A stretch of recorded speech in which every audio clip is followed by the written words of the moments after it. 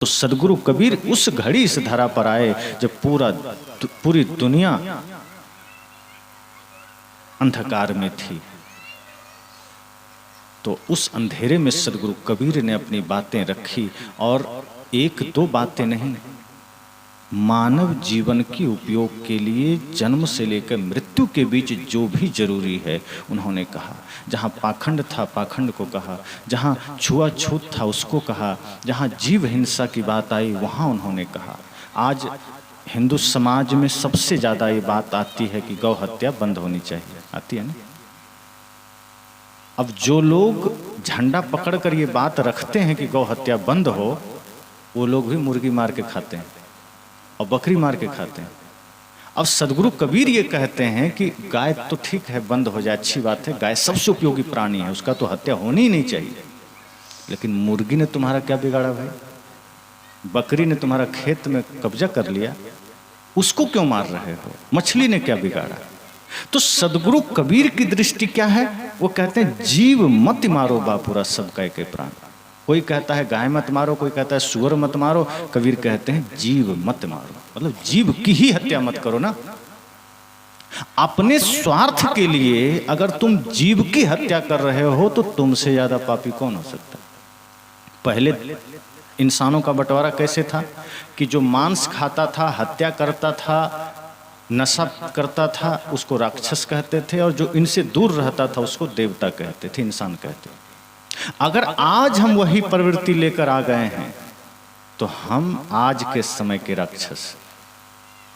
कोई परंपरा, कोई सिद्धांत कभी जीव हत्या का समर्थक नहीं हो सकता। सदगुरु कबीर कहते हैं अगर आप सच में इंसान हैं तो आप ये समझिए कि जो भी जीव इस धरा पर है उसके अंदर भी भगवान है। आप कैसे उस पर छुरी चलाते हो? हाथ नहीं कांपते? सोचिए अगर आपके बच्चे पर कोई छुरी चलाए तो कैसा लगेगा? आपके शरीर में थोड़ा सा खरोंच लगता है तो पीड़ा होती है। इस धरती पर सबसे बड़ा पाप जीव हत्या को माना गया है। जीव हत्या करके कोई पूजा नहीं हो सकती। और आदमी तो खाता है, इस देश में आदमी मांस खाता है। साहब कहते हैं वो आज के जमाने का दैत्य है जो मांस खाता है। इंसान अगर बनना है तो बिना जीव हत्या बंद किए करुणा कहाँ से आएगी? करुणा का मतलब ही है जो समस्त जीवों के प्रति हो। तो सदगुरु कबीर को जब कहना हुआ तो उन्होंने छुआछूत, जाति पाति, आडंबर, पाखंड तो कहा ही, जीव हत्या को भी उन्होंने कहा कि मत मारो बापुरा सबका एक एक प्राण। और हत्या कबहू न छूटी है, आज नहीं, कल नहीं, कबहू नहीं छूटी है। चाहे कोटिन सुनहु पुराण, चाहे करोड़ों पुराण सुन लो, चाहे करोड़ों कथा करा लो, हत्या का फल कभी नहीं छूटेगा। सदगुरु कबीर ही नहीं, वेद तो कहता है मां हिंसा सर्वभूतानि, और महावीर कहते हैं जियो और जीने दो, और बुद्ध का तो पूरा सिद्धांत ही करुणा पर है। सारे शास्त्र हमें यही शिक्षा देते हैं कि जो आपके भीतर परमात्मा है वही समस्त सृष्टि के जीवों के भीतर है। आपका कोई अधिकार नहीं है किसी को मारने का। अंगुलीमाल को बुद्ध ने यही तो कहा था कि डाल तोड़ के लाओ, लाया, का लगा दो, का नहीं हो सकता, का जिसे तुम जोड़ नहीं सकते उसको तोड़ने का हक तुम्हें किसने दिया? जिसे तुम जीवन नहीं दे सकते उसे मृत्यु तुम कैसे दे सकते हो? अपने निजी स्वार्थ के लिए। इससे बड़ा पाप कुछ नहीं। तो इंसान वाकई अगर इंसान बनकर जीना चाहता है, साहब ने उसका रास्ता बताया। इसको और विस्तृत रूप से हम कल कि इंसान का मूल रास्ता क्या है, इंसान कैसे अपने इस व्यस्ततम भागम भाग जीवन में कैसे बेहतर ढंग से जी सकता है, कैसे जो हम कहते थे सतयुग का जीवन वो आज हम कैसे जी सकते हैं, और सतयुग कलयुग क्या है, त्रेता क्या है, द्वापर क्या है, उन सब विचारों को हम कल रखेंगे।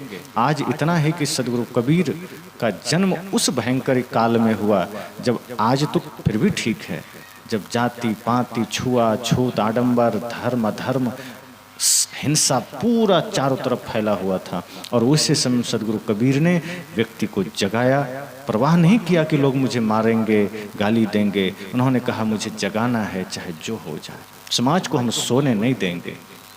इसलिए वो जगाते रहे और 120 साल तक जगाते रहे। 120 साल तक उस समाज को जगाते रहे। तो ऐसे महानतम संत सम्राट सदगुरु कबीर, जो कभी सिर्फ कबीर पंथियों के नहीं हैं, वो मानव मात्र के हैं। कोई भी उनके विचारों को सुने, कोई भी माने, क्योंकि वो अपने आप में कोई व्यक्ति शरीर से संबंधित उनका कुछ नहीं रहा, वो तो समस्त सृष्टि से संबंधित हो गया।